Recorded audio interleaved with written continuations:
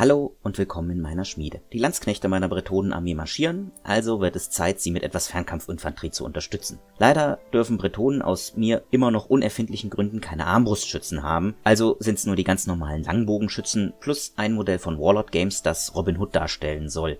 Sieht allerdings für mich nicht wie Robin Hood aus. Wie die Speerträger sind die Bogenschützen auch aus der 5. Edition. Hugh lief mit seinen Männern durch den Wald. Für Menschen bewegten sie sich relativ leise zwischen Bäumen und Büschen. Er sah zu Edmund hinüber. Der alte Jäger fing seinen Blick auf. Mit Gesten gab er ihm zu verstehen, dass sie einen Bogen nach links schlagen würden und so wieder auf die Straße stoßen, auf der das Heer Baron Tancreds marschierte. Die Jäger waren wie ein Fächer um die Streitmacht ausgeschwärmt und waren ihre Augen und Ohren, wo der Wald zu dicht für die berittenen Knappen war. Die Gruppe schwenkte in die Richtung, in der die Straße liegen musste. Hugh ging hier oft auf die Jagd und kannte die Gegend wie die Rückseite seiner Hand. Die Straße führte durch einige Hügel, die den Wald durchbrachen. Wenn es einen Hinterhalt geben würde, wäre am Wolfsmaul die beste Stelle. Links und rechts neben der Straße stiegen die Hügel steil an. Fußvolk würde Probleme haben, sie zu ersteigen, für Reiter waren sie nahezu unpassierbar. Wenn Hugh ihren Weg richtig berechnet hatte, dann würden sie vor dem Heer an den Hügeln ankommen und konnten den Durchgang sichern. Vor ihnen lag der Wolfsberg, bei dem es sich eigentlich um einen großen Findling handelte. Seinen Namen hatte der Felsen von einer Legende erhalten, in der der Wolfskönig hier Hof gehalten und von seinen Untertanen Opfer entgegengenommen habe. Angeblich fand man dort hin und wieder ein totes Tier, das wie eine Opfergabe ausgebreitet war. Der Legende zufolge war er von den Wölfen des Waldes getötet worden, weil er immer mehr seiner Blutlust erlegend war und immer mehr Opfer gefordert hatte. Vor allem Menschen aus den Dörfern am Rande des Waldes. So waren immer mehr Ritter in den Wald gezogen, die diese legendäre Kreatur erlegen wollten und hatten dabei auch viele Wölfe getötet. Schließlich war der Wolfskönig in einer mondlosen Nacht von seinen Untertanen aus Angst getötet worden. Angeblich hätten diese beschlossen, um für ihre Taten zu büßen, den Menschen keinen Schaden mehr zuzufügen. Ob das stimmte, wusste Hugh nicht, aber Tatsache war, dass die Dörfer in der Nähe des Wolfswaldes nie Probleme mit Wölfen hatten und dass manche ihrer Schäferhunde extrem groß und wild waren. Sie erreichten den Wolfsfelsen. »Junger Herr«, Edmund winkte Hugh heran. »Seht euch das an.« Dieser trat näher und sah, was Edmund meinte. In einer Nische am Fuß des Felsens lagen der Kopf eines Wolfes und 2 Rehe. Die Rehe waren so drapiert, dass es aussah, als ob sie vor dem Wolf den Kopf neigten. Um die Nische herum waren mit Blut Symbole gemalt worden. »Hast du das hier schon mal gesehen?« fragte er Edmund. Der schüttelte den Kopf. »Nein, junger Herr, auf diese Weise noch nie. Hin und wieder liegt ein Herz in der Nische, aber so wie jetzt habe ich es noch nie gesehen.« Hugh nickte und starrte die bizarre Szene für einen Moment an. »Junger Herr?« fragte Edmund. Der Baron sollte davon erfahren. Möglicherweise ist es nichts, aber gerade jetzt scheint es mir merkwürdig, dass hier so etwas liegt und diese Symbole. Hugh vollendete den Satz nicht. »Wir müssen weiter«, entschied er. »Sobald wir das Wolfsmaul gesichert haben, bleibst du mit den Männern dort und ich kehre zum Baron zurück. Er muss hiervon erfahren. Falls es hier einen Kult gibt, dann gibt es auch einen Priester oder was noch Schlimmeres.« Edmund stimmte Hugh zu. »Ja, junger Herr, weit ist es jetzt ohnehin nicht mehr.« »Nein«, dachte Hugh. Weit war es nicht mehr. Nur noch über den Brego. Einen Hügel, der zwischen ihnen und dem Wolfsmaul lag. Er verlief parallel zu den Hügeln, die das Wolfsmaul bildeten, lag aber immer noch ein kleines Stück entfernt. »Los, Edmund, wir müssen weiter. Am Wolfsmaul können wir uns ausruhen.« Die Männer brachen auf und liefen durch den Wald. Hugh ließ der Gedanke an das, was er gesehen hatte, nicht los. Konnte es sein, dass an der Geschichte vom Wolfskönig doch mehr dran war? War sie doch mehr als einfach nur ein Ammenmärchen? Vor ihnen erhob sich der Hügel. Auf dem blanken Felsen wuchs nur wenig und auf der Spitze des Hügels wuchsen ein paar Bäume. Oben angekommen, deutete Hugh an, dass sie hier kurz rasten würden. Die Männer ließen sich im Schutz der Felsen nieder, während Hugh mit Edmund die Umgebung beobachtete. Von hier oben konnten sie das Wolfsmaul bereits sehen, oder vielmehr die Hügelkette, durch die die Straße verlief. Gerade als Hugh etwas sagen wollte, deutete Edmund nach unten. Er blickte zum Fuß des Hügels. Was er dort sah, ließ ihm das Herz bis zum Halse schlagen. Er hatte in seiner Zeit als Jäger schon vieles gesehen, aber so etwas noch nicht. Dort unten lagerte ein Wolfsrudel, was an sich nichts Außergewöhnliches war. Was Hughs Herz dazu brachte, schneller zu schlagen, war das riesige Tier, das vor den anderen lag. Es wirkte beinahe so, als ob die Tiere sich berieten, was als nächstes geschehen sollte. »Beide Herren«, flüsterte Edmund leise. »Die Legende ist wahr.« Hugh sah ihn fragend an.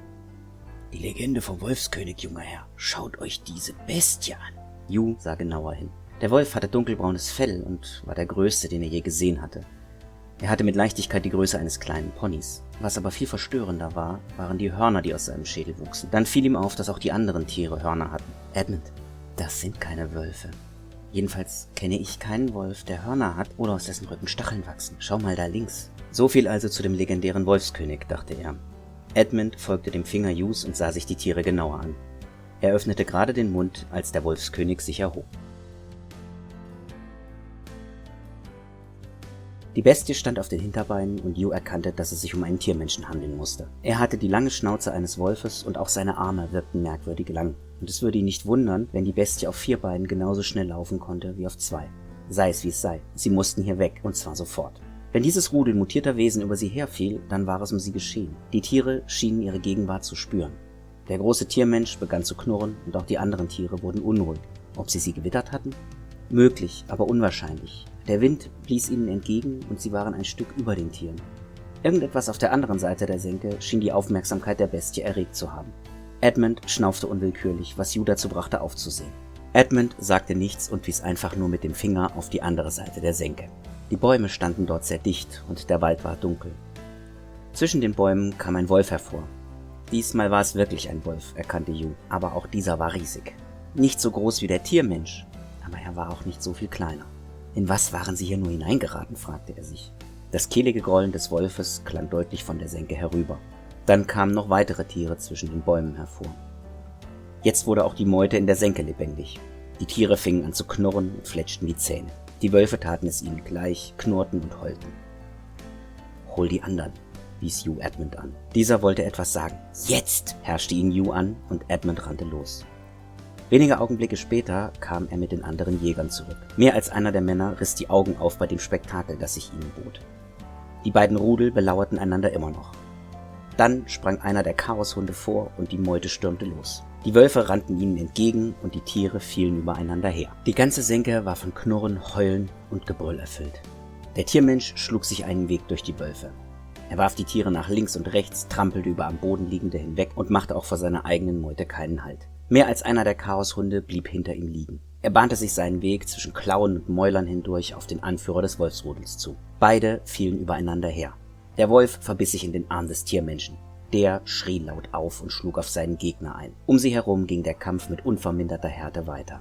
Der Tiermensch schaffte es endlich, sich loszureißen. In seinem Unterarm klaffte ein großes Loch. Wieder brüllte er, während sich der Wolf zum Sprung bereit machte. Beide stürzten sich wieder aufeinander. Diesmal fing der Tiermensch den Wolf in der Luft ab und schleuderte ihn weit von sich hinter die Kämpfenden. Das große Tier schlug auf dem Boden auf und blieb benommen liegen. Die Bestie wischte sich mit dem Unterarm über das Maul, bleckte die Zähne und ging auf den Wolf zu. Die Chaoshunde drängten die Wölfe von ihrem Leittier fort. Wie in Trance legte Hugh einen Pfeil auf, spannte den Bogen und ließ den Pfeil von der Sehne schnellen. Der schlug in den Hornansatz des Tiermenschen ein. Die Bestie brüllte vor Wut und Schmerz und blickte nach oben, Hugh direkt in die Augen. Der Pfeil ragte aus seinem Schädel, doch die Bestie fiel nicht um, sie starrte nur den Menschen an. »Los«, rief Hugh, »heute beenden wir das Märchen vom Wolfskönig endgültig!« Mit diesen Worten zog er sein Schwert und lief den steilen Hang hinunter der Bestie entgegen. Edmund wollte Hugh gerade packen, als dieser den Hang hinuntersprang.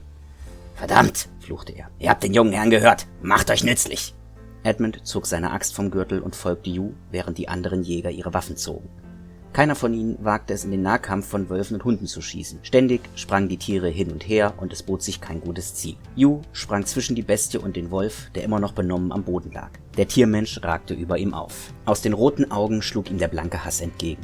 Dann warf er sich auf Hugh. Dieser wich zur Seite aus und schlug mit dem Schwert zu. Er spürte Widerstand an der Klinge, aber wenn er seinen Gegner getroffen hatte, so schien es dieser nicht zu bemerken. Er machte kehrt und stürzte sich wieder auf ihn. Mit den Fäusten drosch er auf Hugh ein, der versuchte, den Schlägen auszuweichen.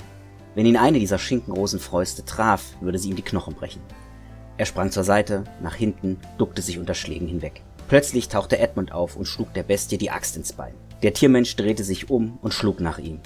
Edmund warf sich nach hinten. Allerdings war es etwas zu kurz, die Faust streifte ihn. Es reichte, um ihn von den Füßen zu holen. Der Schlag trieb Edmund die Luft aus den Lungen und er wurde nach hinten geschleudert. Nach Luft ringend lag er auf dem Boden, während sich die Bestie wieder Hugh zuwandte. Dieser stach nach ihr, verfehlte aber. Verblüfft sah Hugh, wie die Bestie mit der bloßen Hand in die Klinge griff und versuchte, ihm das Schwert aus der Hand zu ziehen. Er hielt dagegen und zog zurück. An der Klinge klebte ein wenig Blut. Was für Haut musste das Vieh haben? Wenn er sein Schwert nicht selbst geschärft hätte, hätte er gedacht, die Klinge sei stumpf. Der Tiermensch machte einen Schritt auf ihn zu und schlug ihm die Faust gegen den Kopf.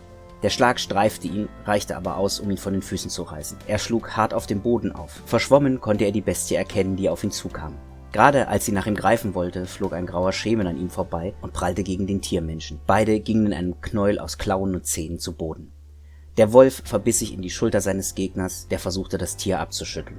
Langsam klärte sich Yus Blick. Der Wolf, der ihm zur Seite gesprungen war das große Tier, das das Rudel anführte.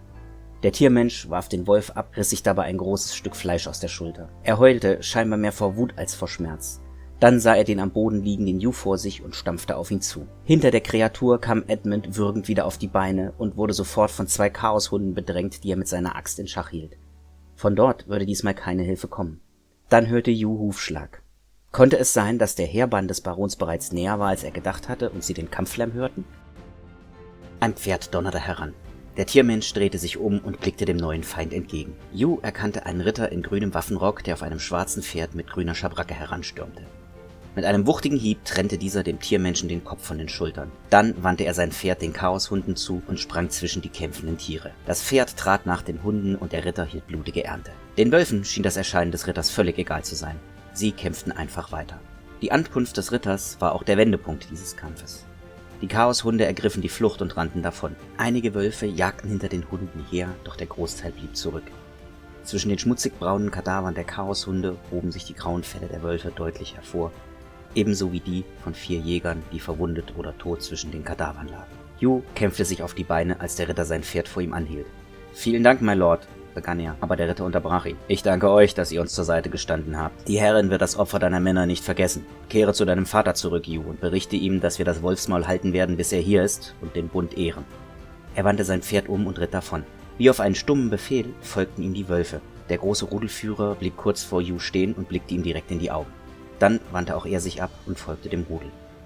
2 Wölfe blieben zurück, setzten sich neben die Verwundeten und machten den Eindruck, als ob sie Wache hielten. Edmund kam heran und hielt sich die Brust. »Was nun, junger Herr?« brachte er stöhnend hervor. Yu sah seine Männer an. »Einer kommt mit mir, ihr anderen bleibt hier und helft den Verwundeten. Und falls ihr auch einem der Wölfe helfen könnt, dann tut das.« Edmund wollte etwas sagen, schloss dann aber den Mund und nickte. »Ich werde zum Baron zurückkehren«, sagte Yu. Er legte Edmund die Hand auf die Schulter und nickte einem der Jäger zu. Die beiden liefen den Hang hinauf. Oben angekommen, blickte Yu noch einmal in die Richtung, in die der Ritter verschwunden war. Er hatte diesen Ritter noch nie gesehen und fragte sich, woher er wusste, dass der Baron sein Vater war. Aber die Antwort auf diese Frage würde noch etwas warten müssen. Damit endet mal wieder eine meiner bretonischen Geschichten und auch die Bogenschützen sind fertig. Wenn euch das Video gefallen hat, dann lasst mir einen Like oder Kommentar da, teilt das Video. Falls ihr es noch nicht getan habt, dann abonniert den Kanal und läutet die Glocke. Eben alles, was ihr so von YouTube kennt, und bis bald in meiner Schmiede.